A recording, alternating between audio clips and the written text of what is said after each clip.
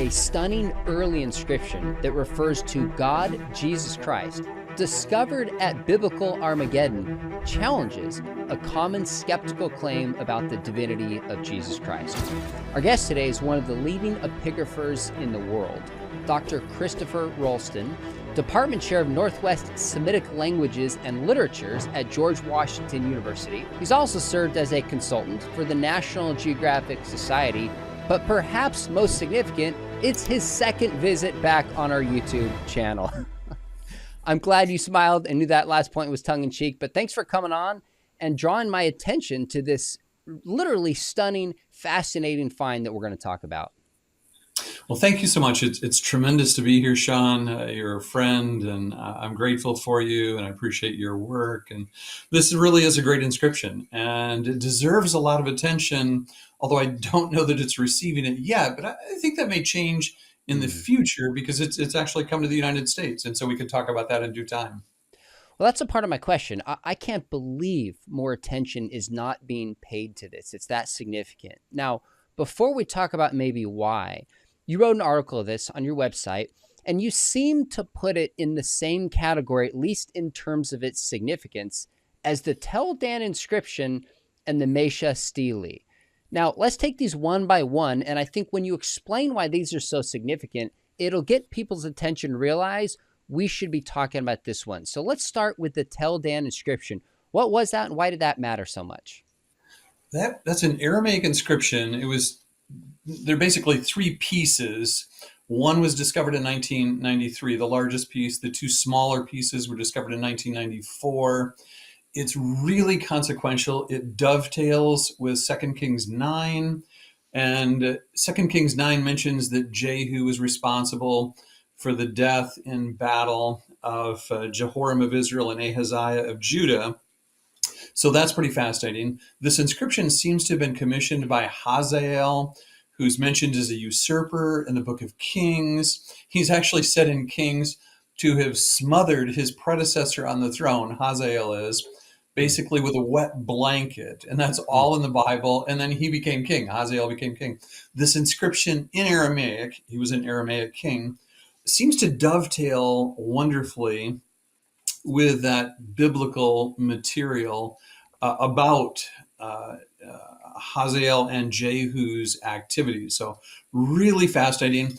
It garnered a lot of attention early on because the inscription mentions Ahaziah as being king of the Beit David, the house of David, the dynasty of David. And at that point within biblical scholarship, there were people who were suggesting that David was a figure of fiction and legend and not at all historical.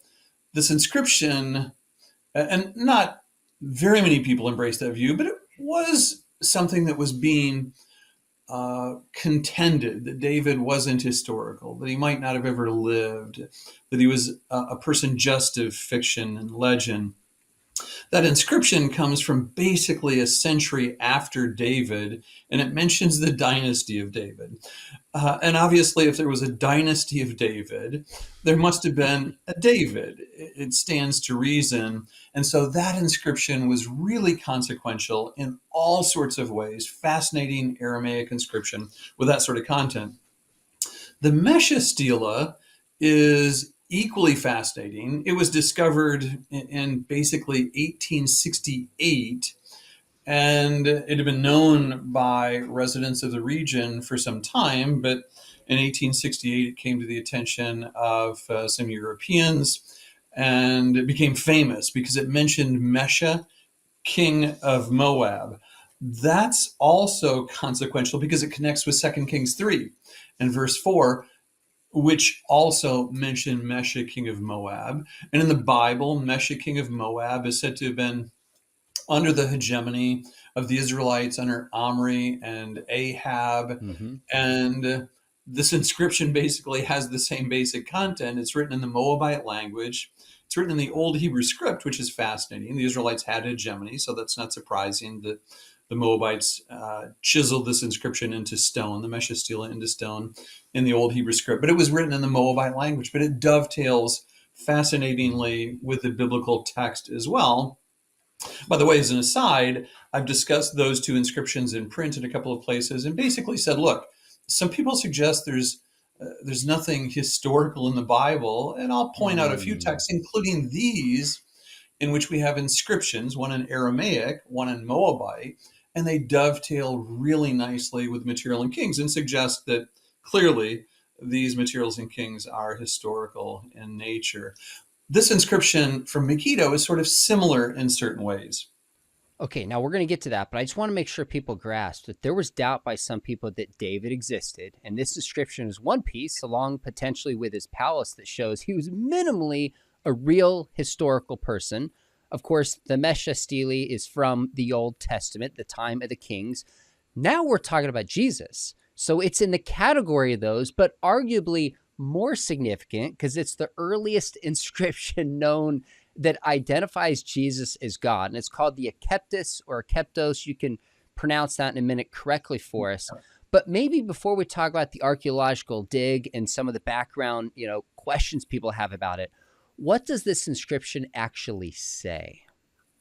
Right. So the inscription is indeed really fascinating. And in essence, what it says is, and there are a couple of abbreviations in here as well, but it mentions Akeptus is basically someone who's a friend of God or a lover of God. That word is used within the text. And Akeptus, by the way, is a woman. We know that because the Greek definite article, the, basically, is gendered. So in Greek, there are three genders, masculine, feminine, and neuter. And the article that accompanies the word Akeptus is the feminine. So we know that Akeptus was a woman, and the text describes her, this inscription describes her, a Mosaic inscription describes her as a friend of God or a lover of God. And it mentions basically that there was a table which was dedicated, in essence, as a memorial to God, Jesus Christ. And it was published by two scholars from Israel, and really fascinating find. It's written in Greek, and it is dated by the excavator to circa 230. That's a very precise date, but I think that his date will actually hold up to scrutiny. When you look at the material culture that's accompanying this inscription, the pottery, for example, fits nicely in the early 3rd century. The numismatic evidence that's associated with it, and one has to be careful with numismatic evidence, such as say coins. Of course, yeah. Yep. But when you look at the preponderance of the coins, the date of 230, or give or take a decade or two, something such as that, makes perfect sense. And even the script, we can date scripts. This is a mosaic, so one wouldn't want to push the shapes of the letters all that hard. But the shapes of the script discussed, for example, by the script, the paleography of Greek's been discussed by many people, including Bruce Metzger, who taught at Princeton Theological Seminary for a long time, great New Testament scholar. And he has a really wonderful book on the paleography of early Greek texts. And the shapes of the scripts, as he describes them, the shapes that we have from, he never, of course, discussed this Megiddo inscription, but he discussed Greek scripts in general. And when you look at the data he has and the paleography of these letters, an early 3rd century makes sense. So I'm sure people will push back on that date, but I think that dating it to the early 3rd century CE, the early 3rd century AD, makes really good sense, and I think the date will stand up to scrutiny. And so this is a really early reference to the divinity of Jesus, and it's hard to understand it, that text, any other way. And the excavator and the epigrapher, the excavator is a guy named Yotan Tepper, a very fine Israeli archaeologist, and the epigrapher is Leah de Signy, very distinguished epigrapher. That's the way that they interpret this. Is a statement of the divinity. Yeah, that's really helpful. Let's talk about why this date is so significant. 230 AD. Most, at least conservative scholars, would argue that the canon was written maybe John into the 90s. And so we're dealing with, maybe 120 to 150 years after this time, two full generations. That's one way to look at it. But the other way is to fast forward a century to the Council of Nicaea in Mm-hmm. 325, when the claim is often made that the deity of Jesus or the divinity of Jesus was invented at that point. How do you place, why is this so significant in terms of the timing of when this inscription was made? Right, good. Yeah, you do hear people, not scholars, scholars don't suggest, generally speaking, some might, but scholars don't generally suggest that the divinity of Jesus was a notion invented at Nicaea, but you hear it an awful lot in other contexts from people. That's a really hard, it's not actually convincing, and right. This inscription makes that clear as well. So we know at Nicaea, the Council of Nicaea, as you said, 325 AD. Constantine had called that council early 4th century. The Edict of Milan in 312 had declared Christianity to be a tolerated religion. Constantine, being the first Christian emperor, he wanted to have Christian scholars come together, decide the views for Christendom regarding major components of Christian belief. And there were people at Nicaea, such as Athanasius, who said, look, Jesus is divine. And there were other people at Nicaea, such as Arius. Both of these people, by the way, happen to be from Alexandria, Egypt. They were both prominent within early Christianity. Arius said, no, Jesus is the Son of God, but he's not divine. He's a created being. Athanasius said, no, no, no, that's not the case. Jesus is divine. And ultimately, the verdict of Nicaea was that Jesus is divine. And that was the conclusion. And of course, the Nicene Creed, very famous, still available today. One can read it. Oftentimes, when I teach Hellenistic Greek texts, we'll read through the Nicene Creed, and I enjoy it very much. And it declares definitively and unambiguously that Jesus was divine. But that's 4th century, as you indicate. And this inscription is early 3rd century and makes the same declaration long before Nicaea. And so it's really important because it's an archaeological artifact, right? And it also unambiguously affirms the divinity of Jesus. And it's really hard to contend that it doesn't mean that. I sort of discuss some of those philological and historical details in that blog post of mine. Yep. Very good. Is it a surprise to find this inscription? Because I guess for me, obviously, this is not my specialty. On one hand, I go, well, I'm not surprised if the scriptures we're going to talk about teach that Jesus is God.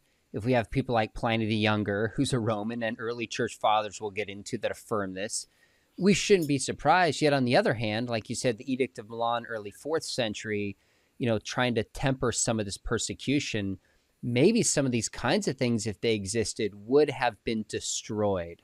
So is this a surprise or not, archaeologically speaking? Yes, I think that it is, at one level, you're absolutely right. It's surprising. And at another level, just as you suggest, it's not surprising.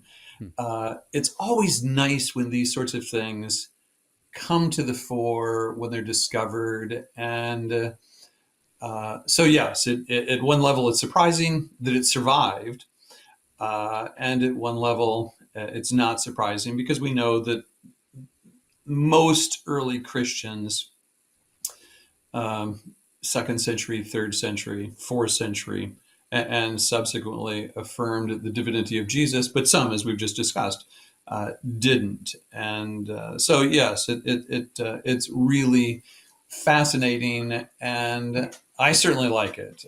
Yeah, it's just really fascinating to see the ways in which archaeology often dovetails with textual material, such as you mentioned, Ignatius of Antioch, actually has this reference in early third century or early second century. For our God, Jesus Christ, was crucified. That's Mm, in Ignatius of Antioch, an early mm, Christian figure of the second century. Clement of Alexandria, right, flourished during the late second century. Basically refers to the Word who alone is both God and man. And Word here, just as in John chapter 1, is a reference to Jesus of mm, Nazareth. And Polycarp, the same sort of thing. Polycarp says, "Believe in our Lord." And these are direct quotations from them. They're written in Greek and Latin, but believe in our Lord and God, Jesus Christ, and in his Father. So that last reference from Polycarp, it's preserved in Latin, but he wrote mm. in Greek.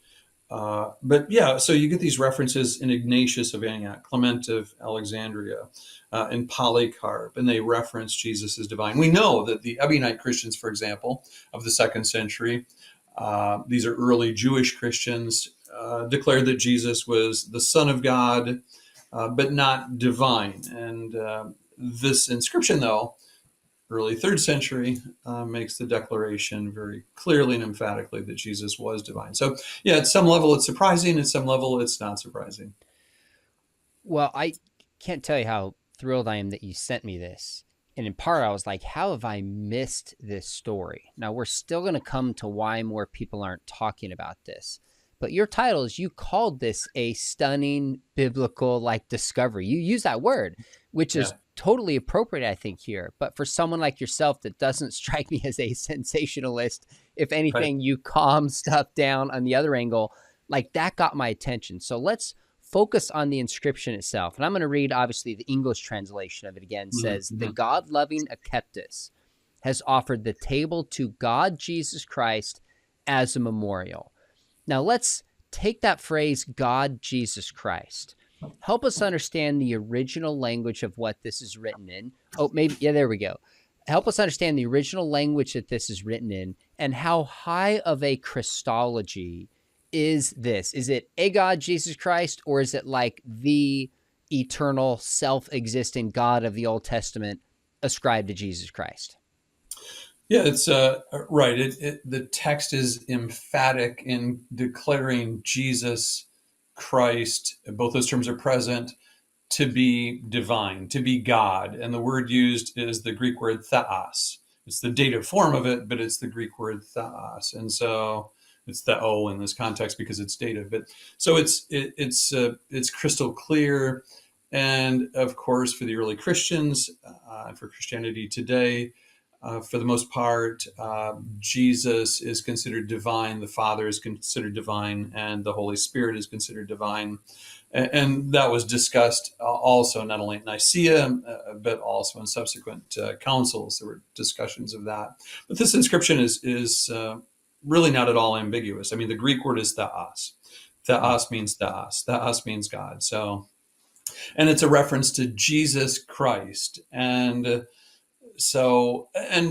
there were multiple people, including multiple people in the New Testament who are referred to as Jesus, right? And so this is, if you look at Bauer and Gingrich's Greek lexicon, for example, 6 or 8 people, and I list them in the blog post who are named Jesus. And so we know that this is a fairly common name. It's the same name as Joshua, for example, within the Old Testament, within the Hebrew Bible, and there are multiple people in the Old Testament with the name Joshua. So that's part of the equation. But in this inscription, it says God Jesus Christ.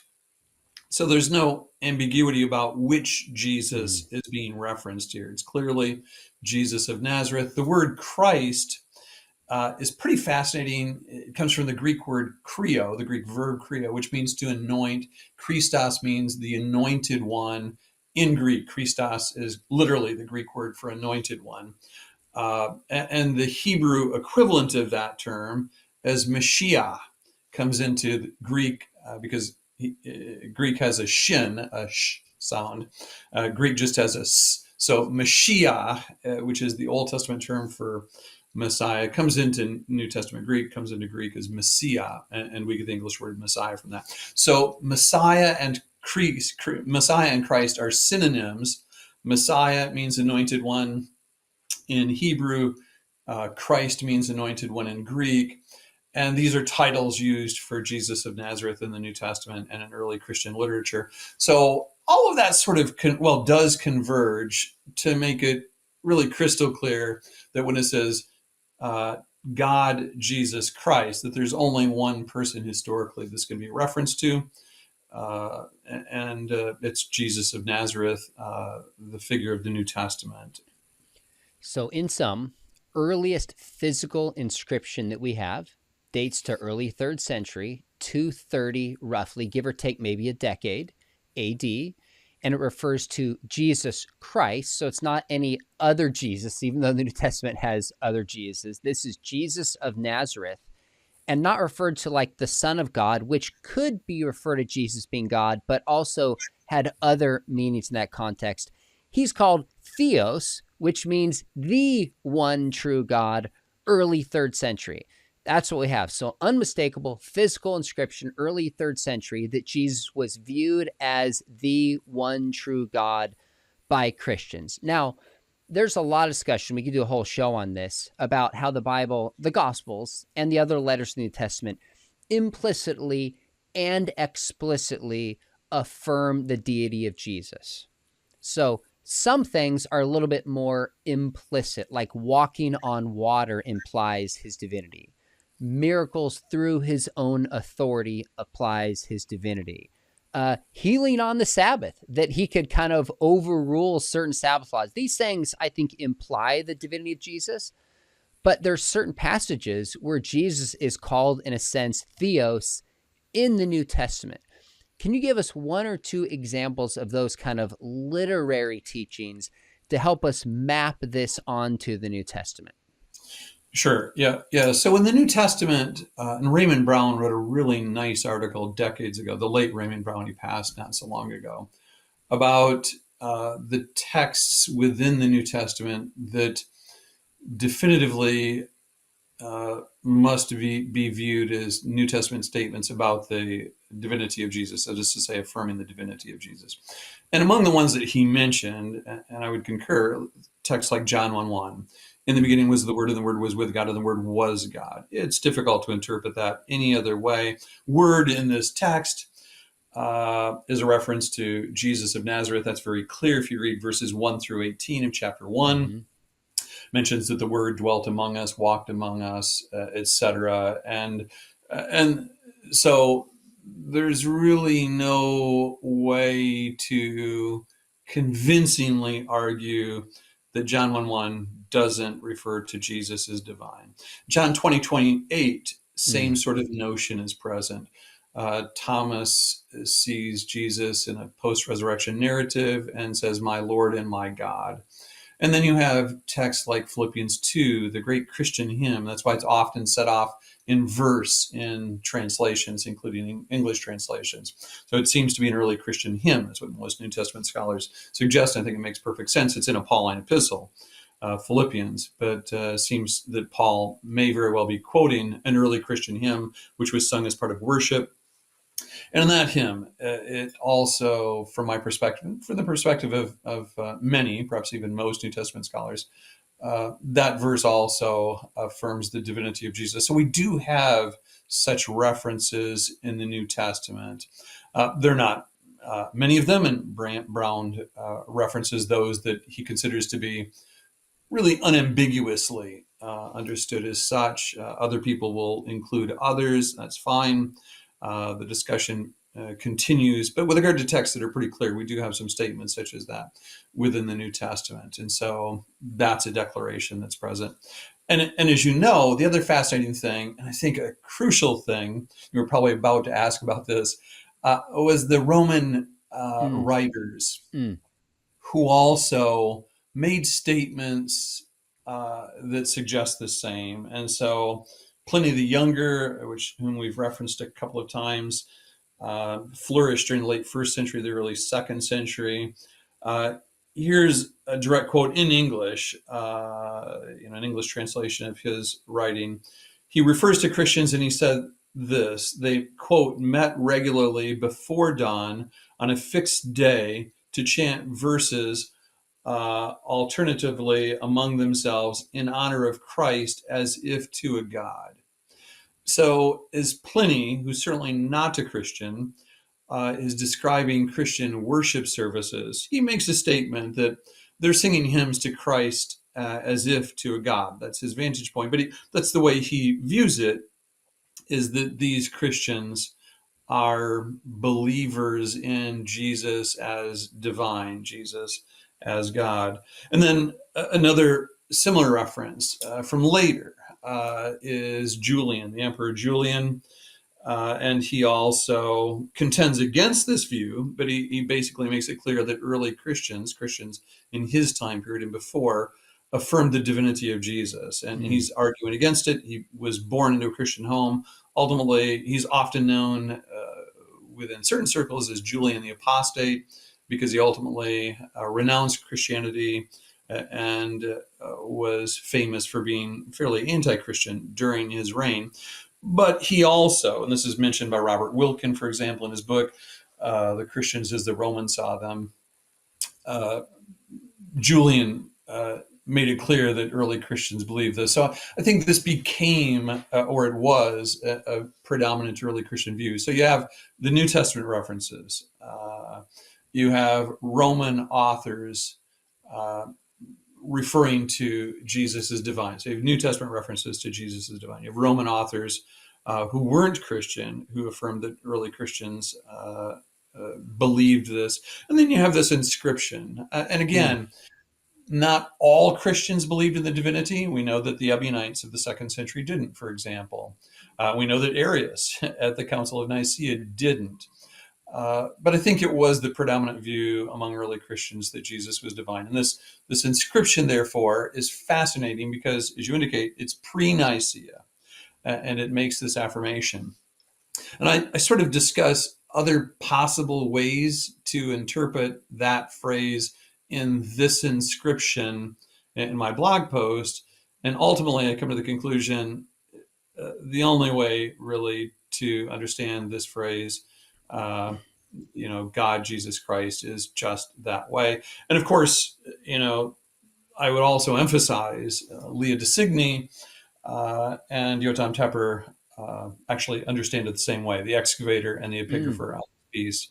And Leah de Signy is associated with the Hebrew University in Jerusalem, and Yotam Tepper, I believe, is an archaeologist.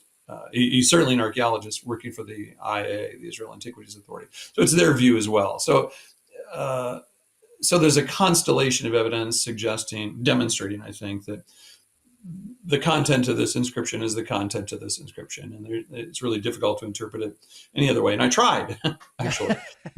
So I tried to understand it a different way, and it ultimately, philologically, it just doesn't work. And historically, it just doesn't work. It really has to be understood this way, and that makes it a pretty fascinating inscription. And it really should receive a lot of attention, and I think it's going to. But as you indicate, it hasn't taken off yet, and it was discovered 20 years ago.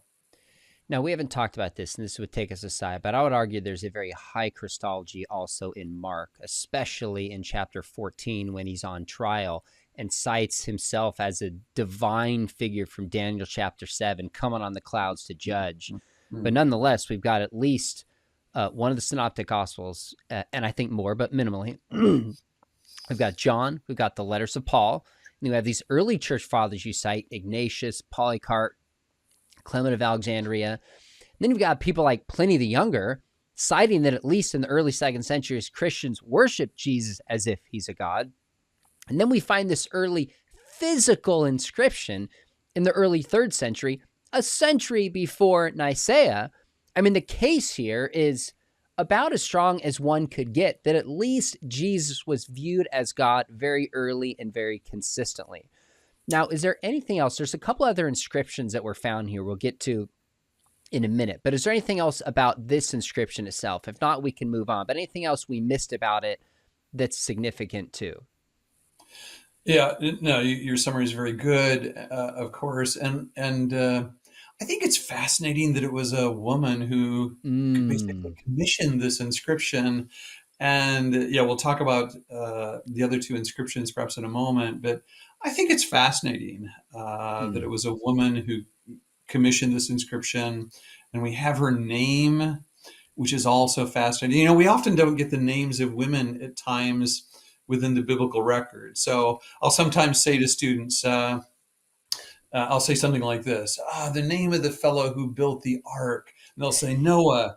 And I'll say the names of his sons were, and they'll say Shem, Ham, and Japheth. I'll say, very good. And I'll say the name of his wife was, and they'll be like, and I'll say, go ahead and look carefully in Genesis 6 and following. And I'll wait for them to flip through the text, and it's not there.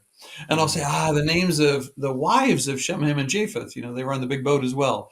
And I'll say, what were those? And they'll be like, I'm not so sure. And I'll say, we don't have them in the biblical record.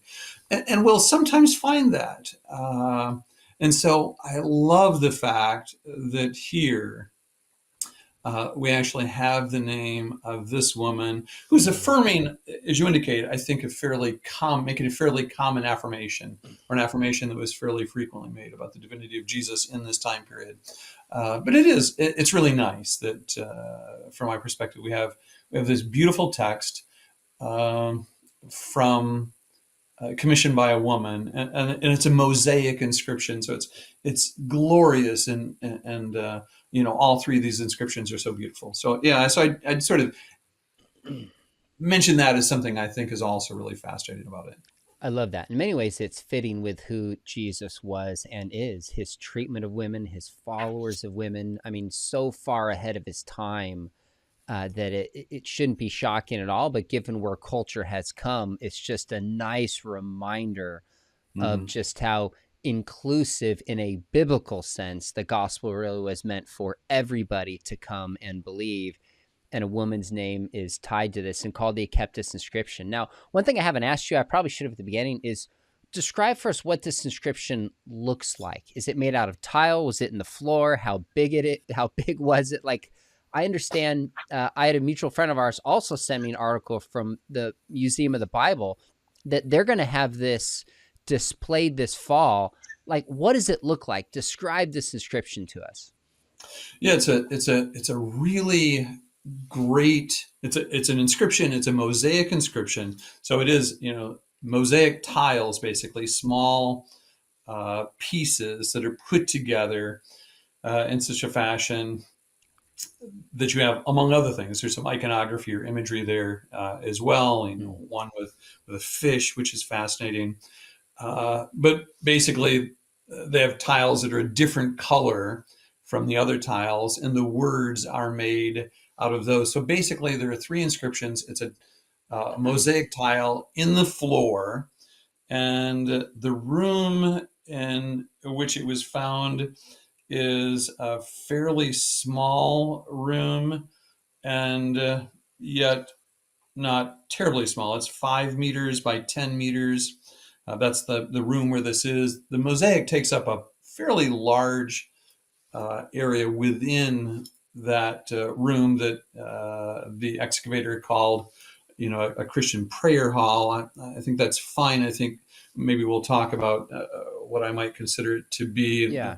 I would prefer as the terminology, but yeah, it's basically a room in residential architecture used by Roman soldiers Mm. near the site of biblical Armageddon, right, from Revelation 16:16. And at least some of those Roman soldiers and the families associated with them, and perhaps other people from the area, were clearly Christian and created this place of worship. And right, and it's coming to the Museum of the Bible, Mm. and it actually is slated to be on exhibit uh, in September. So Mm. as soon as it's fully in place, it's been removed. It's been removed. It underwent conservation to preserve it fully. So it's really helpful to have the conservation. And I think the Museum of the Bible actually is paying for the conservation, and they're of course paying for the shipping, the personnel who are bringing it, who have brought it, and so it's going to be there at the Museum of the Bible in Washington D.C. And I'm gonna definitely make sure that I've Oh, looked at good. great photos, but I'll be there soon, and I'll write about it again with some photos with the permission of the Museum of the Bible and the Israel Oh, Antiquities good. Authority. I'll write about it some more, summarize some things about the exhibit, maybe reiterate some of the things that I've mentioned here. But yeah, I can't wait to see it, and I hope that people go and see it. It's so very consequential, so very important. And it's an artifact, or actually sort of a collection of artifacts, really, this massive artifact with great content from early Christians in the land of the Bible, in the Holy Land. Great play on words, by the way. You said it's slated to be at the Museum of Bible on September 9th. I don't know if that was intentional or not, but I was like, boom, boom, boom. That was awesome. Good word. Is there anything significant about it being found at Armageddon, other than Armageddon being cool and famous and tied to Revelation 16?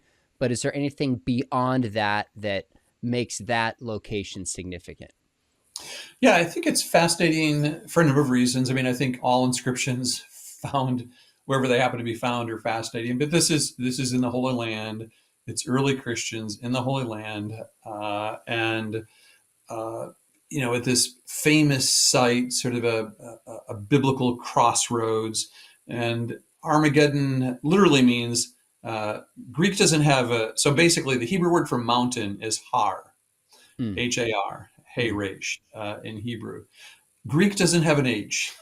So what happens is Har Megiddo, the mountain of Megiddo, comes into the Greek New Testament as Ar, because there is no H in Greek, Megiddo, and it's written Armageddon, Armageddon in the Greek New mm. Testament, Revelation 16:16, fascinating reference.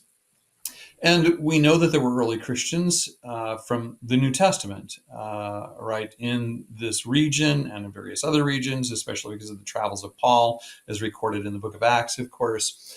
And yet, this, from the Levantine Christian world is really fascinating. So I like it. Megiddo is a great site. I excavated there long ago.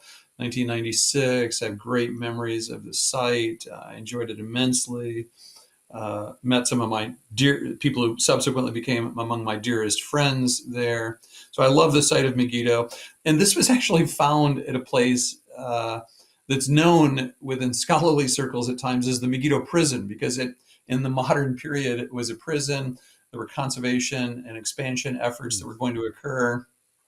They came down on this and they basically said, wait a minute, we need to, we can't develop this. We can't expand the prison. We need to conserve this. And so plans changed dramatically.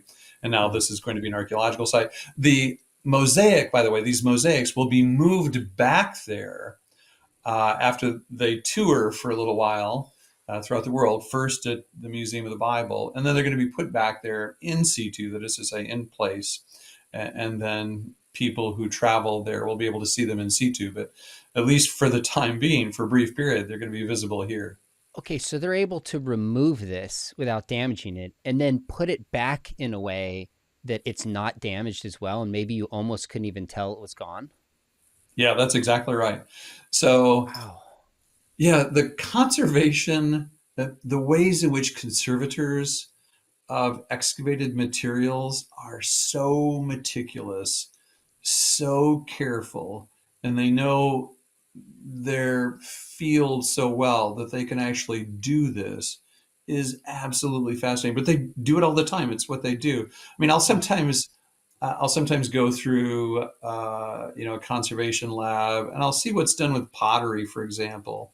And there's a smashed pot with pieces missing, which has been excavated, or a bunch of pots smashed, and those are reassembled, and the pieces that are missing, those are recreated. They're signaled as such because in the modern period, when let's say a pot is reconstructed, and they have 2/3 or 3/4 of the ancient pieces, but 1/4, 1/3 of the ancient pieces are missing. They actually use clay that's a different color, so even when someone who's not an archaeologist looks at it, they can immediately see what the restoration portion, what the restored portions are vis-a-vis the portions that are actually the ancient pieces. But they're masterful at their craft, and in broader terms, I mean, even a mosaic like this can be disassembled, you know, chunk by chunk, piece by piece at times. It's all labeled.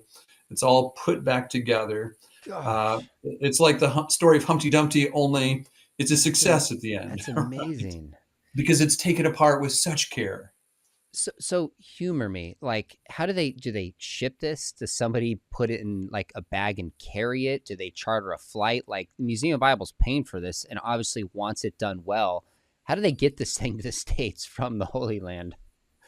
Yeah, I suppose it probably is coming by plane rather than by ship. But yeah, it's sort of taken apart piece by piece, Hmm. put on flat surfaces, and basically reassembled and then brought here and stabilized before it's shipped. Everything is done super carefully, and then it's brought here. And then there are people from the Israel Antiquities Authority who actually are the point people on the ground at the Museum of the Bible for making sure that everything is done perfectly. So this isn't the Museum of the Bible doesn't supply the personnel for this. It's the IA who actually they have their own people, who are responsible for all of this.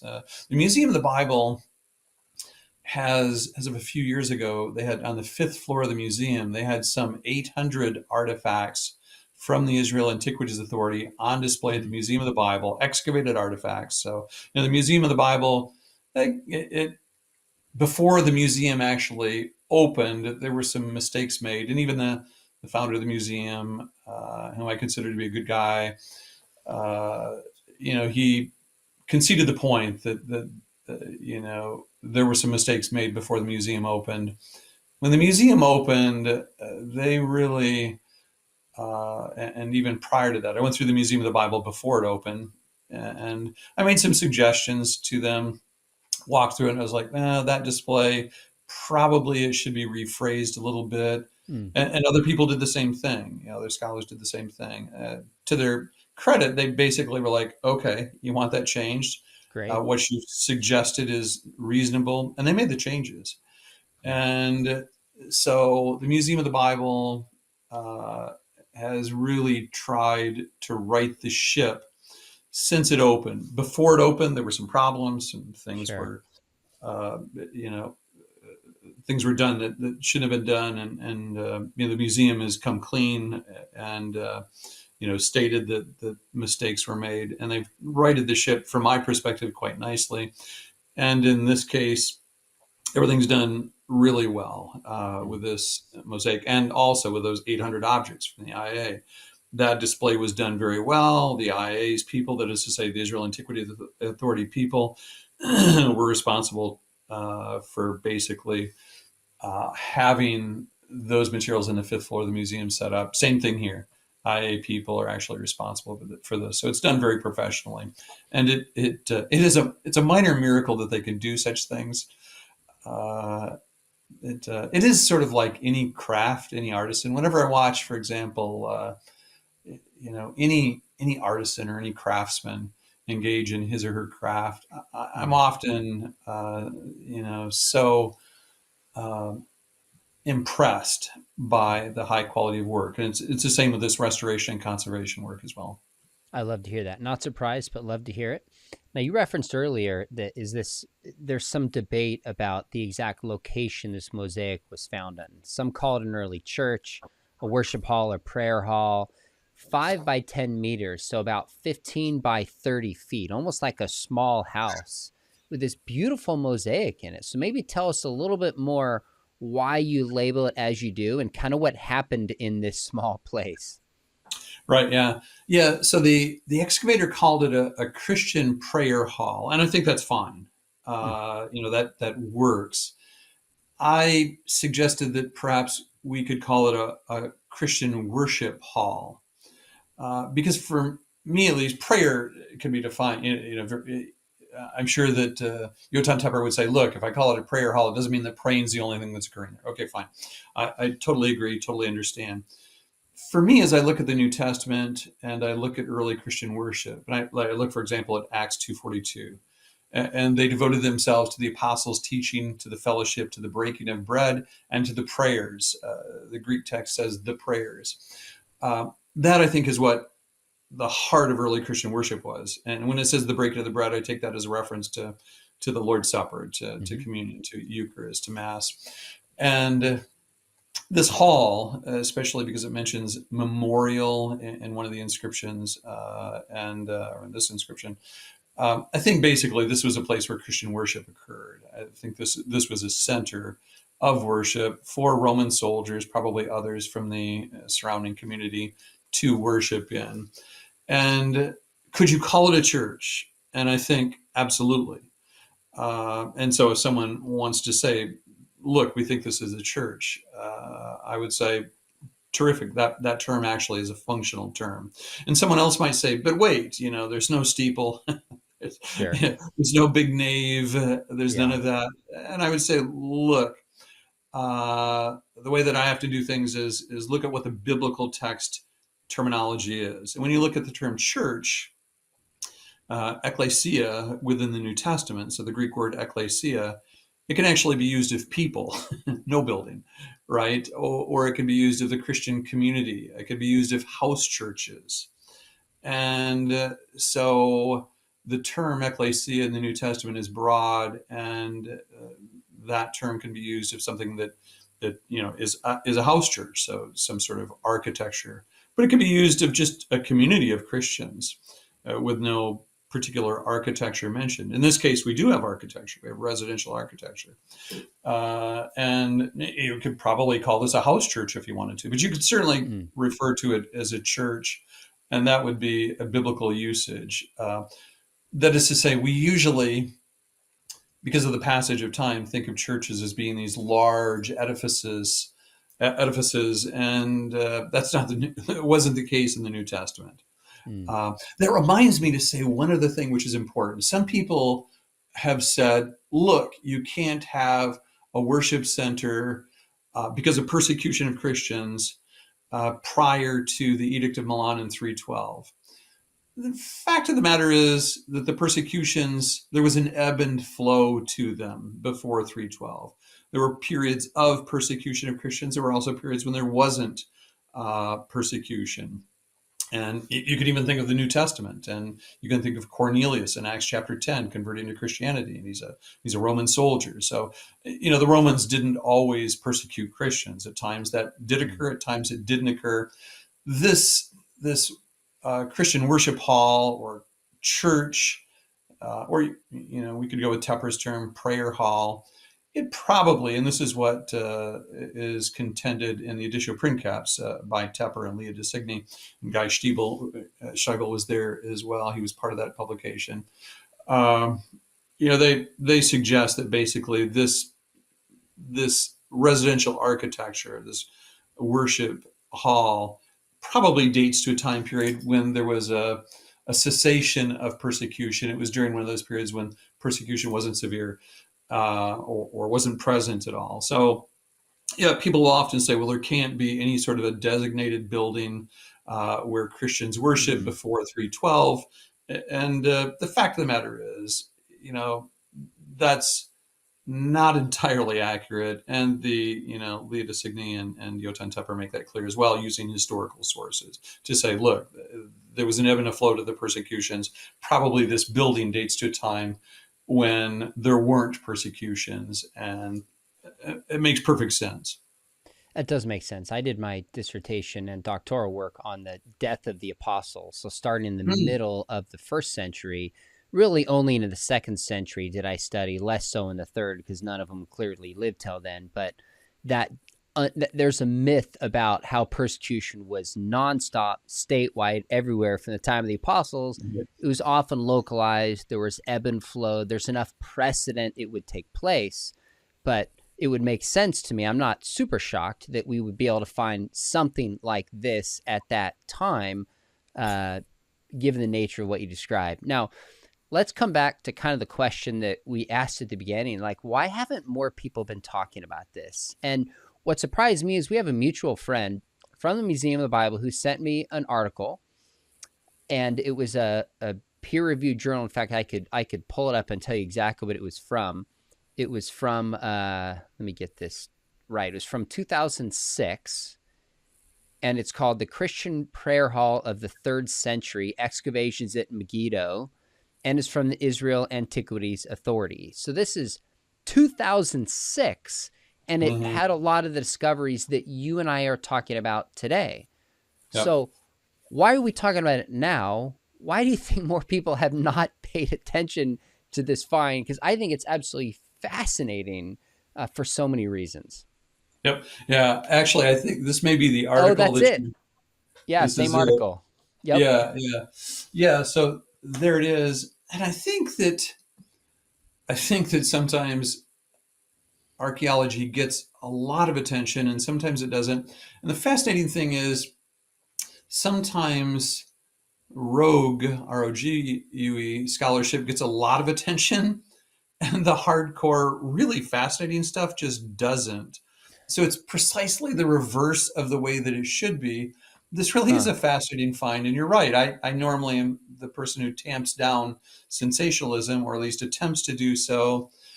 It is pretty fascinating that this does strike me as being pretty fascinating because of the content and the date of these three inscriptions.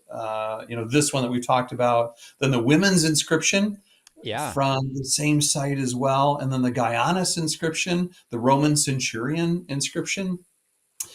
Three Greek inscriptions from early Christians. And then this one, the Akeptous inscription. All of these are fascinating. They deserve more attention.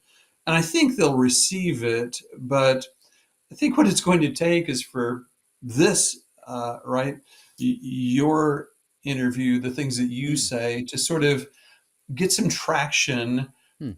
and I think interest will develop from it. I think the fact that it's about to be on display in the US is good. I'm certain that the Museum of the Bible will publicize this. I think people will see it. So I think the attention that it rightly deserves will come. But I think we probably should have been discussing this before. And I say that to myself as well. I should have been discussing it before as well. And and so I'm discussing it now. Fair enough. So your hope is that people will take your article that you've written, maybe this interview, and other YouTubers, apologists, pastors will just talk about it, share about it, get it talked about, like the Mesha Stele and the Tel Dan inscription. Like, this needs to filter its way through. Like, when we do an update on evidence that demands verdict, definitely going to include this in the archaeological section. I think it's that significant. So if you're Mm-hmm. watching this, just share this with somebody, get the conversation going. It's a very significant find. Can you think of any ways? I know you try to do this in your writing, but obviously the scholars don't really believe that the divinity of Jesus was invented at Nicaea. I mean, it's just from Romans to early church writers to the New Testament itself. I don't know how anybody could plausibly hold that. I mean, you can't say that after Nicaea, all of these writings were somehow doctored with and adapted when there's so many different lines in it. And that would be physically impossible to do, right? Like, that's not Right. possible. So scholars aren't being, scholars believe this ahead of time. It's really non-scholars that probably are most looking at this. You have to think maybe the Da Vinci Code put forward some of these ideas years ago that on a popular level people just buy into, but on a scholar level, not so much. Where do you expect on a scholarly level this conversation to go? Is there going to be further archaeological discoveries? Is there going to be maybe some pushback and challenges to this? Or is the archaeological work done and it's a matter of just now the popular people trying to talk about it and get the word out? Right. I think the Aditio Princeps, that article that we've been talking about from the IA, that's been out there, as you noted, for circa 20 years now.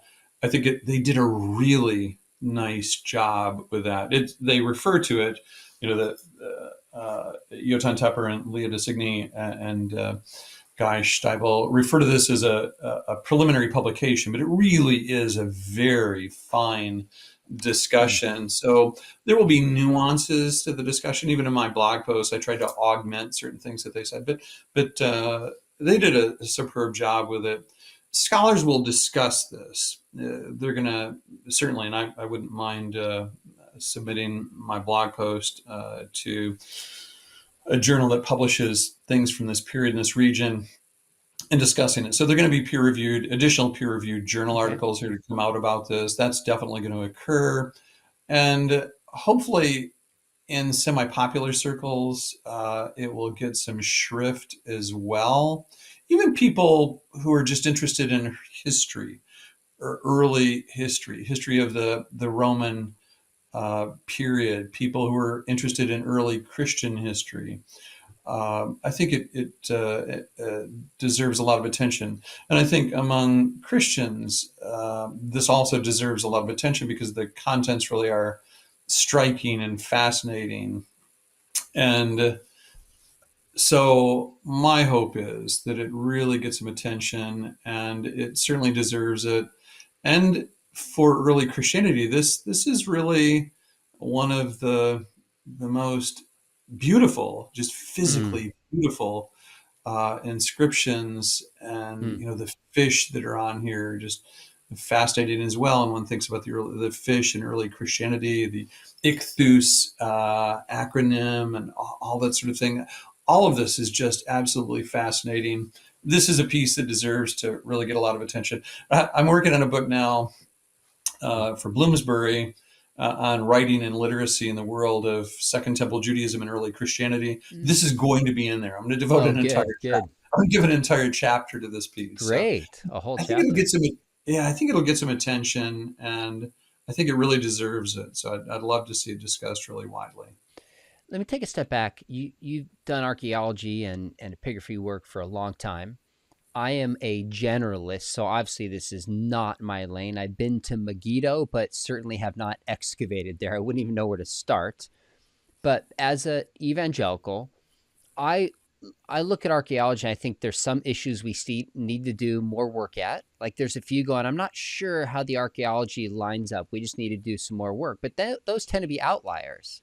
It seems to be the more we discover archaeologically, the more it confirms the scriptures, whether again it's the Tel Dan inscription, the Mesha Stele. Is that your kind of professional academic experience as well, or is it a little bit different? Right. What I often find is that there's some people who think the Bible has nothing historical in it, whether we're talking about the Old Testament, the Hebrew Bible, or the New Testament, and that it doesn't connect in some fashion with history, and that there are no places where archaeology and the Bible dovetail and connect. And that's not the case. And those are, Mm. I'll often find students who come into my classes with that sort of assumption. And what I find is that some things connect, some things don't connect. Uh, in terms of, maybe there's something in the biblical text that doesn't connect in some fashion with any archaeological data. And the Bible's maybe seems like a large document, but in the grand scheme of things, it's a small document. It can't connect with everything, right? But one of the things that I try to do is to uh, discuss connections, and this is one of those texts in the Meshan Stela and the Taldan inscription or inscriptions as well that connect. And I always like it when those connections are present. I don't seek those out. I don't sort of Mm. pursue only those things. But when they're present, I like to mention them because it'll often serve sort of a gentle corrective to the notion that the Bible doesn't contain historical data points. And so, yeah, and in fact, it does, right?